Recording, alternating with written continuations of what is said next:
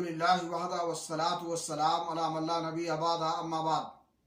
اسلامی بھائیوں، قرآن کریم جو اللہ رب العالمین کی کتاب ہے، اسے اللہ رب العالمین نے اس لیے نازل کیا ہے تاکہ اس کے بندے اس میں غور و فکر کریں۔ اللہ نے فرمایا کتاب انزلناہ الیک مبارک لیدبروا آیاتہ ولتذکر اولو الالباب، یہ بابرکت کتاب ہے، ہم نے اسے آپ کی طرف اس لیے نازل کیا ہے تاکہ لوگ اس کی آیات میں غور و فکر کریں اور عقل مند اس سے نصیحت حاصل کریں۔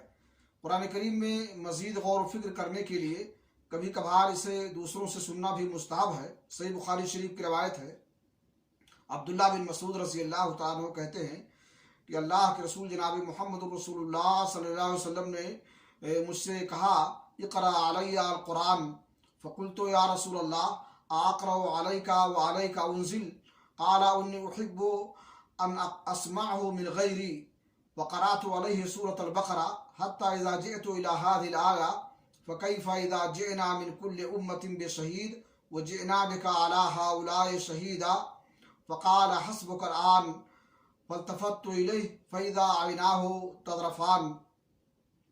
کہا مجھ کو قرآن سناؤ۔ میں نے کہا اللہ کے رسول آپ کو قرآن سناؤں جبکہ قرآن آپ ہی پر اترا ہے، آپ ہی پر نازل ہوا ہے؟ تو اللہ کے رسول نے فرمایا میں پسند کرتا ہوں، میں چاہتا ہوں کہ اس قرآن کو اپنے علاوہ دوسروں سے سنوں۔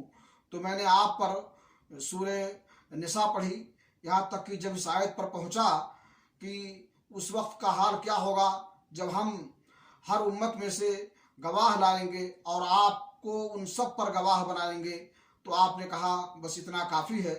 پھر میں آپ کی طرف متوجہ ہوا تو دیکھا کہ آپ کی دونوں آنکھیں آنسو بہہ رہی تھیں، آپ رو رہے تھے۔ اس لیے قرآن کریم ہم پڑھیں اور اس میں غور و فکر کریں۔ اللہ رب العالمین ہمیں توفیق بخشے کہ ہم غور و فکر کے ساتھ، تدبر کے ساتھ قرآن کریم کی تلاوت کریں اور ہم اسے اپنے لیے دستور حیات بنائیں۔ وآخر دعوانا الحمدللہ رب العالمین۔